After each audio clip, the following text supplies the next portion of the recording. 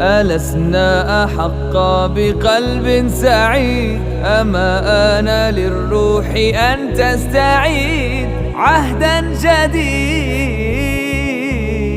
فما السير في الخير إلا اختيار، وما الخوض في الشر إلا خيار. إليك القرار، لا لن يغير حالنا إن لم نغير أنفسنا.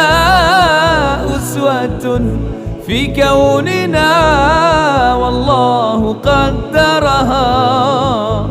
كن أنت أول من يقيم في نفسه عيشا قويم. تهدى الصراط المستقيم، بادر وغيرها.